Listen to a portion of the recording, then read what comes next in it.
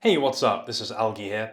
The ISPA line debuted at the tail end of 2018 with the catchily named React Runner Mid WR ISPA, and it received light to moderate praise for presenting something that was a little bit different in its futuristic aesthetic, which gave it a fairly unique appeal, and it had a bit of its own design philosophy as well of appealing to the urban dweller who's kind of ready for all situations, whatever they may bring. ISPA stands for Improvise, Scavenge, Protect, Adapt, and what that translates to is using existing Nike features or technologies or looks in futuristic and innovative ways to create these brand new products with a utilitarian edge and that extra functional element. Even the ISPA logo is an amalgamation of different Nike product or technology logos all squashed together. And since that first React Runner release, we've seen fairly regular releases of products under this ISPA line, and all of them have a fairly similar look and feel to them. In theory, this is a line that appeals exactly to someone like me that really values that utilitarian look, that really likes the idea of their fashion being able to do more work and have more performance and more features and stuff like that. In practice though, a lot of these products, I think over-design is the most commonly used word around ISPA. They all are just very aesthetically busy, they have a lot going on, and some of those features can come across as gimmicky as well. I had a pair of the 270s, which I reviewed way back when, probably over a year ago now, and I found the fastening system, which I'll grant it was unique, to not actually work particularly well. That was the first and last time that I dabbled with ISPA. Although I was fairly tempted by the Joyride envelope that came out not that long ago. But now they have done something of a dramatic shift, and the result is 5 new sneakers and a bunch of different clothing items as well, that really does double down on this 4-word mantra, I suppose, that makes up the ISPA product line. So we have the Road Warrior, the Overreact Sandal, the Flow, and the Drifter. And then on the apparel side, we have the Inflate jacket, we have a pair of shorts, we have a bodysuit, we have a Drifter long sleeve t-shirt, and we've got a pair of pants as well. Let's go into a little bit more detail about each one. These have a staggered release, so I'll put the release date of each shoe either in the description or kind of visually in the video somewhere, just so it's clear exactly when each one is going to come out. But we're going to start off strong looking at the Road Warrior. This feels like the flagship shoe of the collection, kind of the poster child that really exemplifies the direction that ISPA is now going in. First thing that struck me, this absolutely crazy outsole. I say outsole and midsole. There is really no midsole. The whole thing is kind of floating in a similar way to the Nike Shocks, which they re-released last year or the year before to admittedly fairly limited success. But this is different implementation because the whole heel is floating and all those little springy bits, well, they're kind of in the midfoot and in the forefoot.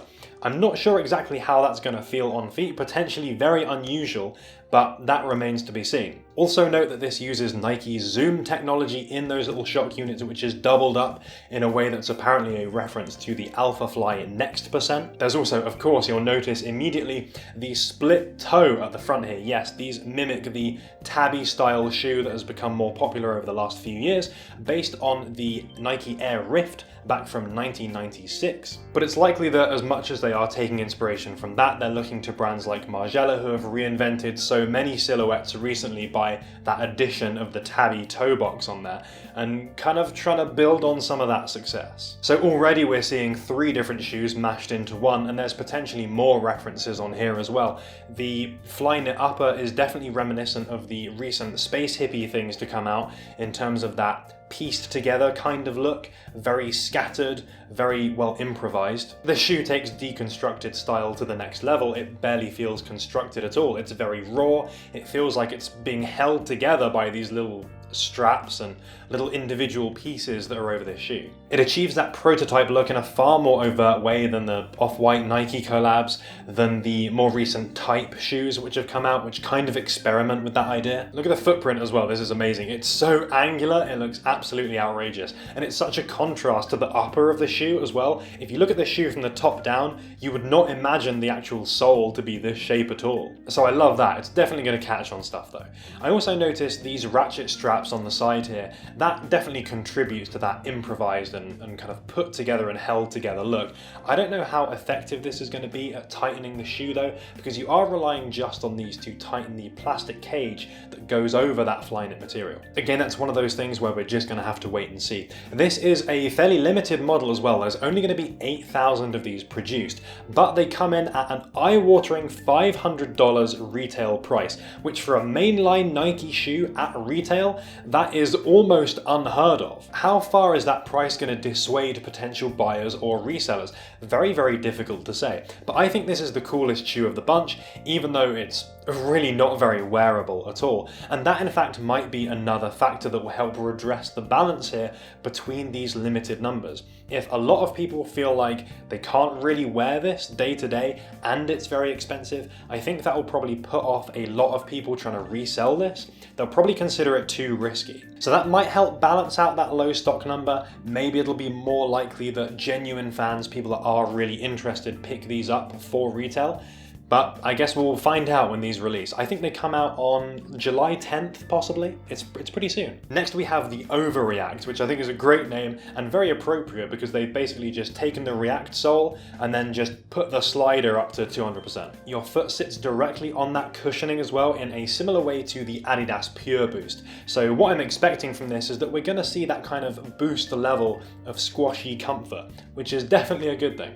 These also feel like the most normal shoe of the ISPA collection, the most wearable, the most familiar, I think, as well, being based on the React. We've seen a whole bunch of different shoes come out with that React sole. I can't shake the feeling that that outsole looks a bit like an egg carton close up, but we are seeing similar motifs to what we found on the Road Warrior. We've got that mismatched fabric element put together with that Flyknit upper. We've got those little straps that look like the whole thing has been kind of torn apart and then thrown back together again, although in a slightly less over-the-top way, shall we say, than the Road Warrior. Different fastening system though. This uses a similar plastic cage but with elastic and velcro to secure it, so it might do a better job of securing your foot. Really hard to say without trying this stuff on.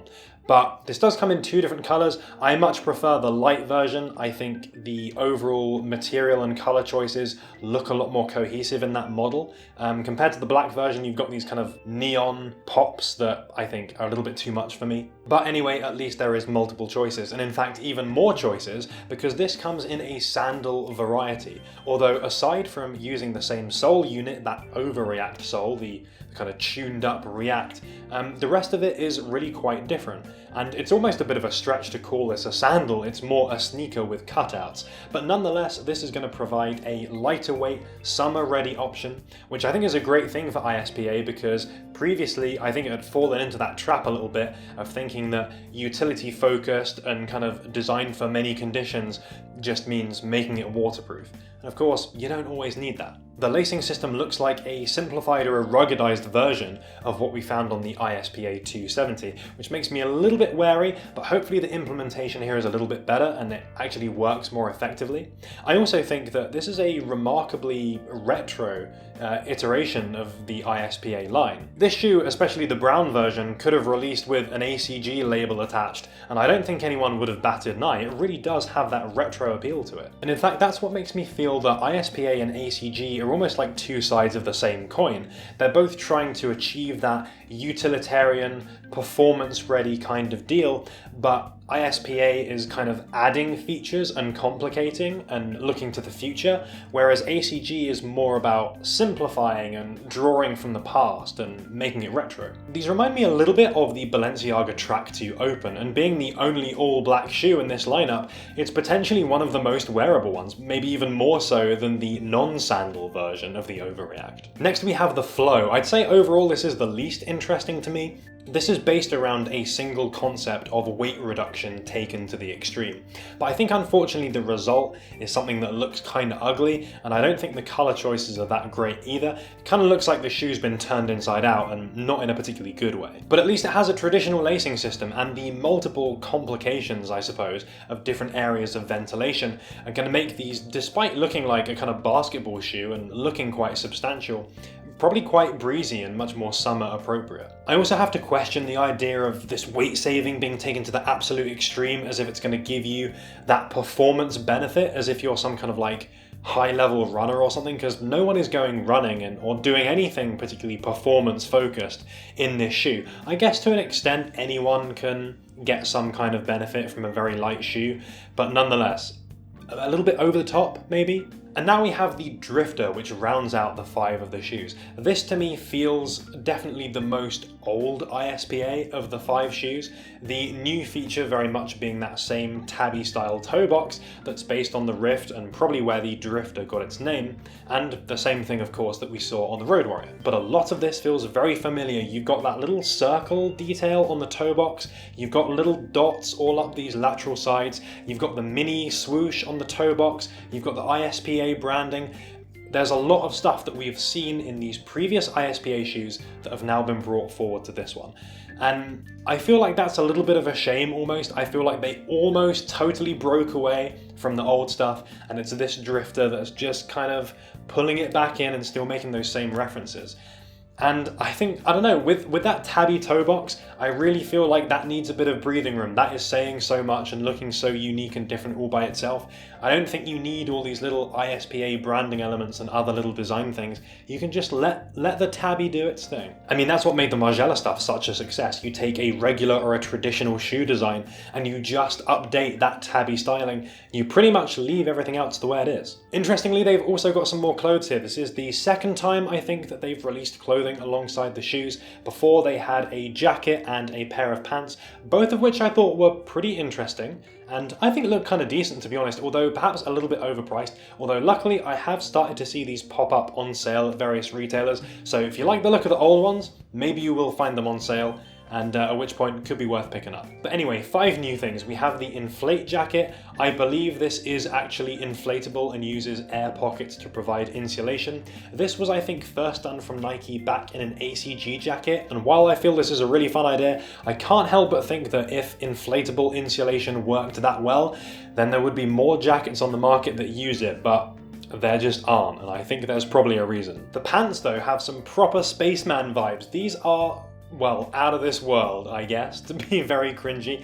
But yeah, these, like, for a mainline Nike pant, these look totally crazy. These are wild. $200 though, very, very pricey. I think that's probably going to put most people off, and they're not exactly wearable. But we need more Lunacore things in the world, and I think this is a really interesting idea, a very cool implementation of that. So yeah, I really hope that someone picks these up and enjoys them, honestly. The top reminds me of a bit of a cross between AAE and Yakusu.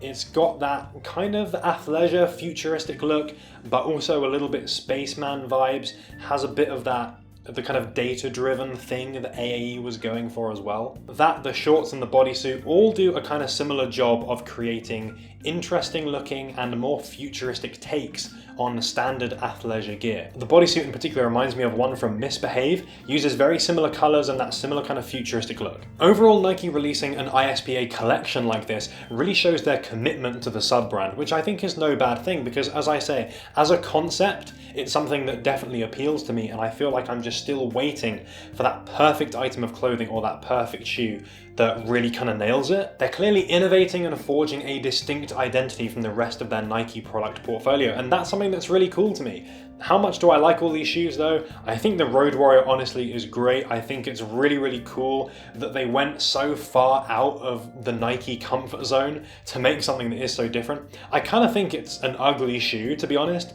but there's something that I like about that anyway. I'm just drawn to it by virtue of how much there is on it and how boundary breaking it feels. And I would be really, really interested in picking this up and kind of seeing it for myself in hand.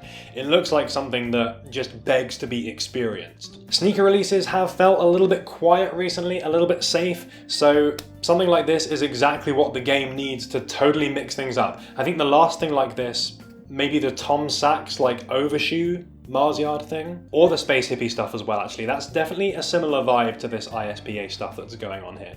I think there's definitely some potential in the clothing as well. The pants for me are definitely the standout one, but I would like to see them go further with this. I would love to see like ISPA accessories, for example. I think that the kind of over design aspect and you know what ISPA likes to do where they put all these different design elements on, I think that could work really well with a bag or something when you can like use the rest of the outfit to tone it down a bit. And I just think in general, bags that are very maximalist, that have a lot on them, they just seem to work pretty well. In general, I like this new direction a lot more than I did the old ISPA stuff. I guess my only concern is that it's breaking away from, I feel like, what was the original point of ISPA, to provide the urban commuter or city dweller with these kind of versatile, utilitarian, adaptable products. It's definitely gone further into the wacky, experimental, high fashion stuff. Your average commuter, your average city dweller is probably not going to be picking this stuff up. But for people who are willing to experiment and maybe pick up these things that feel like prototypes that maybe will filter down and make its way to a regular mainline Nike release, you'll find some really cool products here. And yeah, I'm certainly excited to see some of these things come out. So I'd really like to know which of all of these you think is the most interesting. I'm hoping a lot of people are gonna like the idea of the Road Warrior as well, because I personally think just how far they've gone is really cool. But maybe the Overreact, because they're far more wearable, are gonna be of more appeal to you. Either way, let me know down there in the comments. Definitely interested to hear the opinions of the wider community on this one. And of course, if you enjoyed this video and you want to see some more cool technical stuff, then definitely give this video a like, because it is super appreciated as always. And I have nothing left to say but to thank you so much for watching, and I will see you next week with another video. This week I feel like I had 101 different ideas in my head for videos that I wanted to make, and then this ISPA stuff came out and I thought, I'm going to scrap all that, I'm going to do it about this instead, because I think this is, it feels like a real kind of turning point for Nike. It feels like they're doing something really different. But anyway, shout out to Apparel Sunday Roast boys, and if you've never had a Yorkshire pudding, then don't know what to say. I feel sorry for you. And shout out to Megabyte, definitely up for doing more accessories-based things in the future. If you look back in the This Is Antwon archives, I have covered things like belts and bags and kind of other affordable accessories back in the past. But yeah, maybe it's time for some new stuff, because there's definitely new options out there. Thanks for making it all the way to the end of the video. If you want to catch some more stuff, there's going to be links going up at the top. And if you haven't subscribed yet, then you should definitely do it, because next week we got some like sale-based things coming out, some cool summer sale stuff. After that, who knows? Nike Lab ACG jacket review, maybe. BBS Bamba review, haven't done those yet. There's all kinds of things we could look at. Anyway, stick around, it'll be great to have you.